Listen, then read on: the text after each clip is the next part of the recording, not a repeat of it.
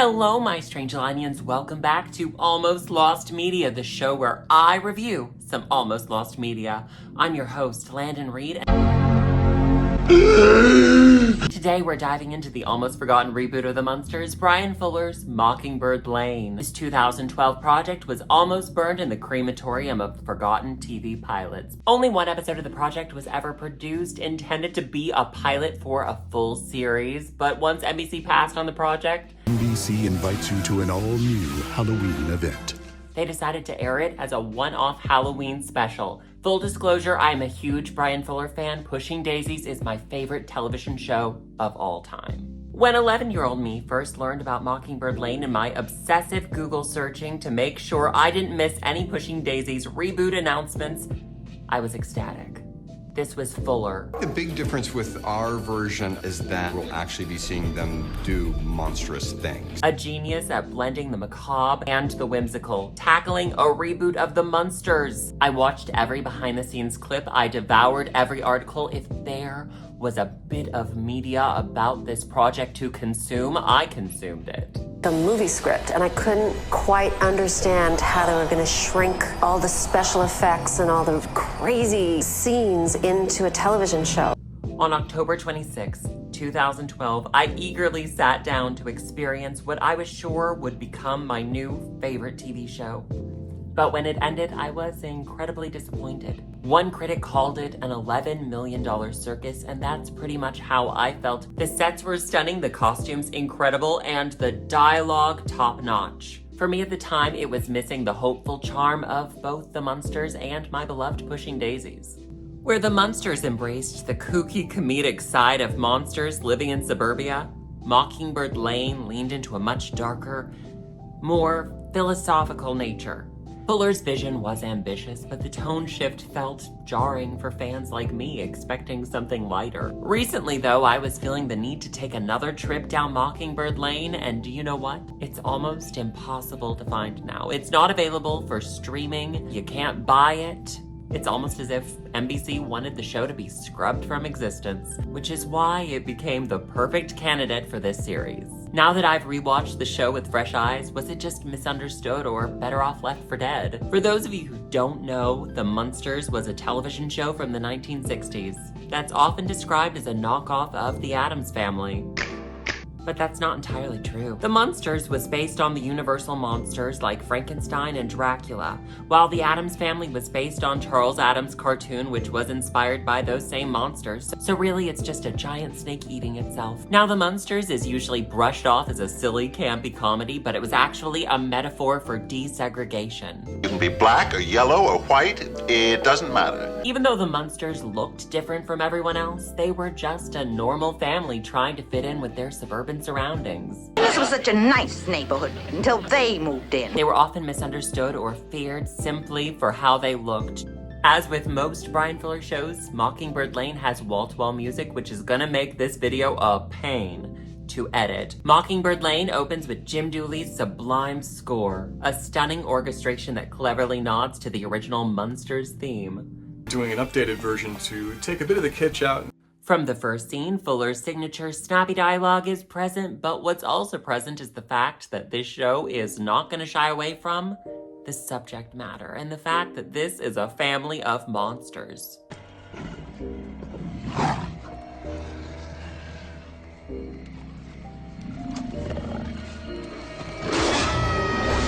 In the original show, the Munsters lived at 1313 Mockingbird Lane. Mockingbird Lane is actually Colonial Street on Universal's back lot. They're turning down Colonial Street, which has been home to more stars than Beverly Hills. If you've ever seen Leave It to Beaver or Desperate Housewives, you've seen Colonial Street. Colonial Street is always used to represent the perfect suburban street. Now, Fuller and the production team made the choice to build the Munsters mansion from scratch. What about that one?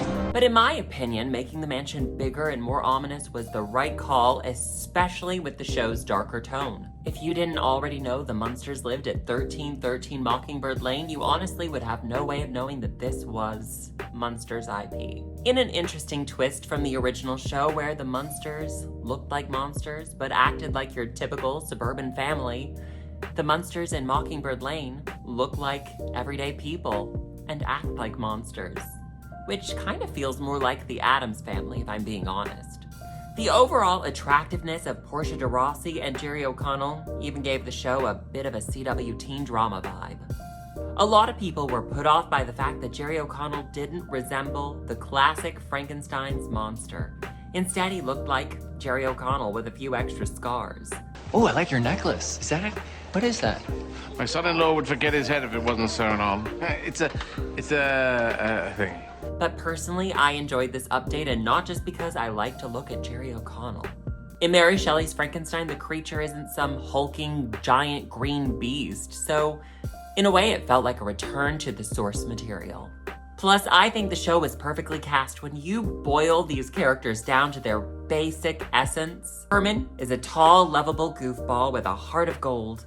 That's Jerry O'Connell. And when I think of Lily, I think of her as hauntingly beautiful and mysterious. Yet there's something magnetic about her. For that, Portia de Rossi was perfection. The character with the biggest personality shift from the original show was Grandpa. This is my grandpa. Played by Eddie Lazard, who had yet to transition. Out of respect for the rest of the video, we will be referring to her as Susie Lazard. Lazard brought a whole new energy to the role. Susie was sardonically funny and genuinely terrifying. A brilliant reminder that Grandpa is Count Dracula. You must call me D. In the original show, it was always implied that Grandpa would eat you if given a chance. But Mockingbird Lane made that threat very clear. My grandpa's gonna eat you. Another key character was Eddie. Where's Eddie Munster? In the original show, Eddie was often just a glorified extra, like many children in classic TV. But in Mockingbird Lane, Mason Cook as Eddie was the heart and soul of the show. The plot revolved around Eddie becoming a werewolf, a secret the family tries to keep from him. Well, I wouldn't change a hair on your body, no matter where they may grow. Are we having that conversation? On the surface, it's an obvious analogy for puberty, but personally, I see it as an allegory for queerness. Something wrong with me? That is exactly the kind of shame I do not want coming out of your mouth. The only one in this family who should feel shame is Marilyn, which she carries so beautifully. Much like how people around a gay child often know before the child does. What are we talking about now? What are we talking about now? Eddie just wants to be normal. But I like being normal, like Marilyn. Speaking of Marilyn, she is the most unchanged character. Charity Wakefeld had the easiest job in that regard. Marilyn's role is so replaceable that in the Munsters, people often forget she was replaced. Best moats were made of good manners and filled with congeniality. But Wakefield still brought a delightful balance of sweetness without becoming overly saccharine. Cookie?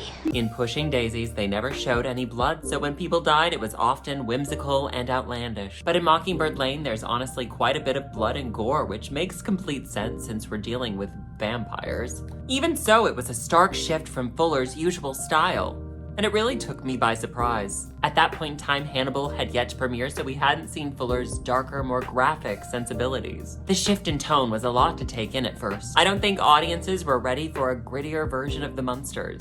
When you reboot a show, you need to update it or else it feels uncomfortably stuck in the past. Take Rob Zombie's recent Munsters project, which didn't update anything and completely missed the point that the Munsters was originally an allegory for desegregation. Instead, it turned into a goofy romp that lacked any depth, missing the heart and social commentary that made the original show so great. Greetings from Transylvania! In contrast, Mockingbird Lane was dark and sexy, which made perfect sense given the original source material.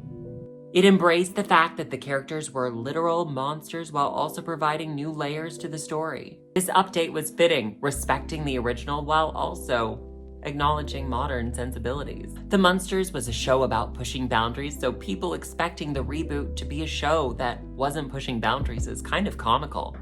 The show was very much ahead of its time, and I am so glad NBC decided to air it as a Halloween special, because if they hadn't, it would have been completely lost to history. And I'm glad somebody uploaded a bootleg to the internet so we all have access to this unique gem. Like all of Bryan Fuller's work, Mockingbird Lane was both magical and tragical at the same time. It's a shame that the show really didn't get a chance to flourish, because just 12 years on, I think audiences are ready for something like this. Although if it had been made now, NBC would have probably just scrapped the whole thing and taken a tax write-off instead of airing it in the first place. We're seeing that constantly with networks, cable, and streaming services as they purge their libraries of content.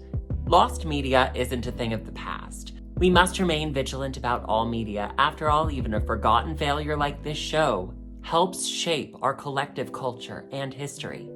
I encourage you all to find the pilot and give it a watch. And if you watched it when it originally aired, give it a second watch. Your opinion might have changed. All right, my strange little onions, I love you. Have a hug, a cookie, and a juice box.